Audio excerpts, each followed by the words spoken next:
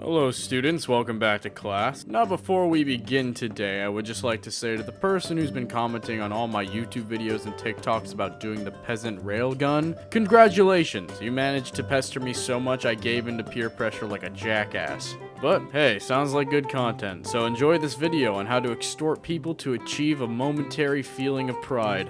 Now, to the average viewer, a peasant railgun sounds like shooting the lower class out of a high-caliber pistol, but the whole concept is way more straightforward than that.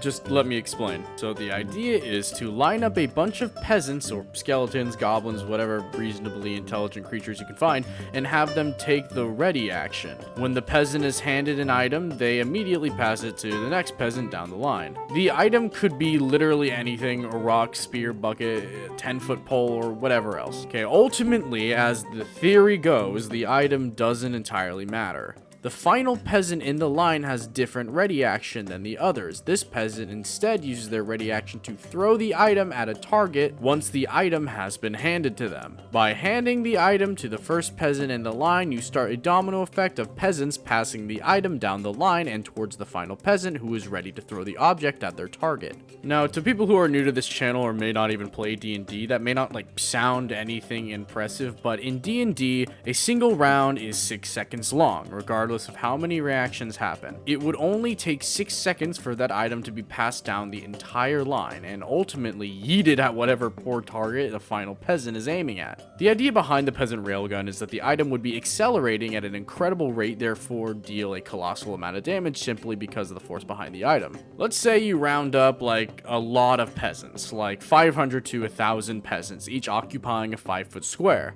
If you gave all of those peasants the instruction to pass an item down the line, that would be accelerating at an astounding 5,000 feet in 6 seconds. But even without exact math, you can easily get the point that anything traveling that fast will deal some incredible damage to whatever it collides with. I'm not entirely sure how you would even calculate how much damage or even how many dice to roll for that amount of damage. But also the fact that passing down this rock would likely be going at Mach speed, breaking the sound barrier, theoretically ripping the peasants' arms and hands to shreds as they are passing it down at that speed. So to be able to consistently use the peasant railgun, you would need to have a constant supply of 1,000 peasants, or have every peasant completely healed by the next battle. Not to mention how your character would deal with the moral aspects, or I don't know, the fact that maybe are they slaves, are they your friends, I don't know. So the quick answer to whether or not the peasant railgun is actually possible, no, I hate to break it to you, but no, it's not possible. For this to work as intended, you would need two things. First, a set of rules that mixes real-world physics with D&D game rules to create something not quite as good as either.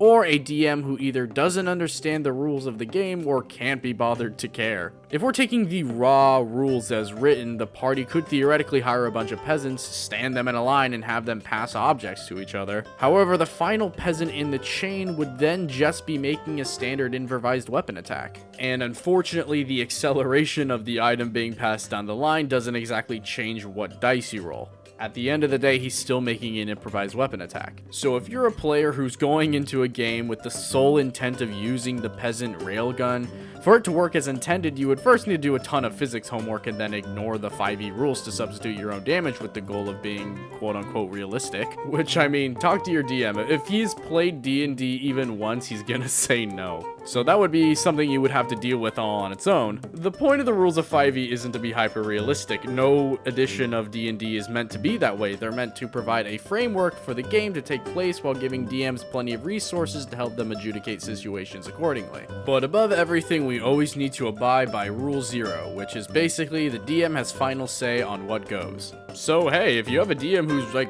really laid back and you're like, dude, I want to yeet a rock at Mach 10 at an enemy with 1,000 peasants that I wrangled up, then maybe he'll say yes. I don't know. I'm not him. Personally, I don't think you should be equating real-life physics to D&D too much. Obviously, you want to keep it grounded within reality to some degree, but if you are looking at every rule and saying that's not realistic constantly, that isn't the point. Go outside if you want things to be realistic. Go play a game. Go play basketball or something that is actually in reality. To be honest, this is something that a lot of people have gripes with the monk about. They're saying the monk isn't realistic. He doesn't fit in the D&D. I completely disagree. I think the monk is a a great addition to the game. If you want, XP to level 3 did a great explanation on how the monk is amazing. No, if I want to go up to a dragon, Inferior blows it, order it, run up a wall, and then pull out its heart, I'm very well gonna fucking do so. Because that's fun. That's the point of D&D, is to have fun. Honestly, anytime you try to apply real-world physics and science into fantasy games, it's never going to be clean. I mean, just look at the 5e rules for falling damage, for example. Without fail, refusing to take the game's world and rules for what they are will most likely always lead to long, passionate, and ultimately pointless arguments. For the same reason that the game's rules and DM's usage of them shouldn't be used as a club to punish and restrain players from telling a great story together. Your game shouldn't just be people arguing about the rules. And as a DM myself, sometimes I have to say, no, this is not how it is, and move on. The Peasant Railgun is exactly such a situation. And trust me, there are plenty of ways to harass your DM without needing to burst out the calculator and physics book. I mean, take Sentinel and Polar Master, for example. I mean, it's so simple, but I've seen DMs literally fall into an endless pit of rage, bursting blood vessels and drowning baby dogs in shallow puddles. Anyway, that's the Peasant Railgun. Again, take what I say with a grain of salt. If you're a DM and a player wants to do it and you're totally fine with it, go for it. I would love to hear the story of how that works out. Anyway, thank you all for watching. I just wanted to let you all know that I have a Patreon. If you guys like what I do and want to support me, go over there and pledge a little bit of money. It really helps me out, and we have a lot of good time over there. So I hope to see you there sometime. Also, let me know in the comments of what classes you kind of want to see. If there's anything you want to learn about, I'm totally fine with making a video on it. Anyway, I'll see you all next class. Later. Class dismissed.